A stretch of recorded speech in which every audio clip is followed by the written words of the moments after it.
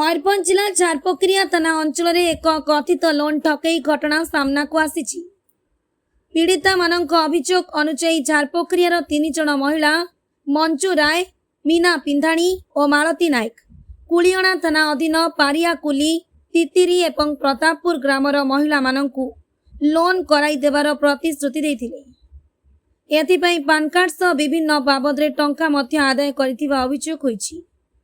किंतु टंका नेबा परे संपुक्त महिला माने फेरार होई जाइतिबा पीड़िता माने कहिसंती। परे लोन टंका देबा को डाकिथिले मध्य सेठारु पळाई जाइतिबा अभियोग रहिछि। माने लोन पाई हम पाखु गेले तापरे कहले लोन नौन पान कार्ड रे लक्ष टंका लेखा दिया हबो कहले। तापरे हमें देले सुदरे आनी को टंका देले 2000 लेखा देले। तापर लोन हला ना हलानी केते दिन हला माने बैसाख मास रे जाइथिले हेई गलानी बहुत दिन हेई गलानी 4 मास हेई गलानी। अच्छा एबे एबे कोन कहउछंती सेबन ताको घर को तमे आसीथिले पाइलेनी ताला पड़ीछि। तापरे केउ पट हमें तो खुजिनी नि पाउनी से माने को। तापरे से माने किसो करबा हमकु सेटा हमर पैसा दरकार। हम गरीब लोक हमर जतकी पैसा दिया सेतकी हम तो बेसी तो कुहा जाइनी सेटा से माने हंगामा करूछन हमर सहित। कोन कहउछंती काली पैसा देबे बोली काली डाकिले पैसा दबा बोली आज जतबेले सकाळ पाइले बेले ताला पड़ीछि रूम रे। लाटा बंडरे दौड़िले डांड रे ठिया कर देले लाटा हमें खुजिले पाइलेनी माने बहुत हमें पुखरी गड़िया रे पसी गले 8टा राति रे पहुंचिले। हम तो स्वामी माने सेतडा झाडुर माडुर मारते खुजुछन पळाउ जाऊ बोली हम कहा दुआर को सेतळे जिबा कहू। तबे लास्ट रे आसिले एठको ताको घर को आसिले ताला पड़ीछि।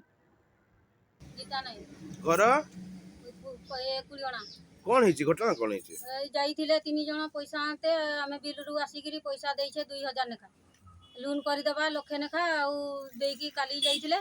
काली आमे बस स्टैंड रे ताकू कहले पैसा दियो नने तुमर के छाड़बानी देकी से माने हमर को डाकी आनले आनिकी आइ से बिरी से पाखरे उलैगिरी हमर के नोटा कोटा दुनिया दौड़ैले दौड़ीगिरी पड़ै आइले। एबे पर्यंत देखा नहीं काली राती 8टा बेले जाइछे घर हमर गेला बेलकू घरे लोक बहुत गाड़ी मारो बहुत हमर के करूछन आमर किछि नहीं जेट भी से माने थाउन ताकर घर देखली ताला मारा पड़ीछि हम जेट भी थाउन से माने हमर पैसा दोन नाइ ने हमें ताकर चा दुकान जा देखिछि चा दुकान रे बसबा ना कोन करबा हमर जहा बुद्धि बाट में हमर रास्ता हमें खुरबा हमर पैसा दरकार हमर से जेमती जाई के आनिछन घर बसी बसी की चेयर पकाई की दैछि बसिले बसी की हमें घर हमर बिलरू टका आनी की गिरा घर जाई के आनी की दैछि। से माने को अंचल लो से माने बम्बई छकर कोन नाम ताकर राय मंजू आउ मारुति आउ जने हला मीना मीना बिनाणी 3 जण हाँ 3 जण का सारा एठी घर ए बम्बई छकरे आसीचे हमें काली भी घुरीचे राती 8टा बेले जाइचे आउ आज भी एना आसीचे सकाळ घुरू घरे रंदा नहीं बाड़ा नहीं हमें एते 6टा बेले केते जण आसीचे 10 जण केते जण का पाखरु नै जंदे टंका 10 हमर 20-25 जण का पाखरु नै छन हमें किंतु 10 जण आसीचे। अच्छा हो मंजू सिंह घर कुलियणा कोन हिची घटना कोन हिची एई 3 जण गले हमको हम घर को कहले लोन करबो आमे देने कहली हां करबा देकी आमे से दिन तो पैसा दे पारली नी तार दिन आमे सुधरे आनी की टंका देली 3 जण को देके ने आउ 2-4 जण को डाकिली कहली तुमे भी लोन करबो देने से माने कहले हां आमे भी करबा ना एतके पैसा दरकार कहचन मैडम माने 5 जण को 5 लाख हजार देने पान कार्ड करबा आधार कार्ड करबा एमती कहले देने आमे समस्ते सुतरे मुदरे जे जहा करी की आनी की देले आ डेली फोन करने कहबे आमे काल कर देबा पर दिन कर देबा आ डेली तो चली छी केते दिन हला 4 मास हे गेला।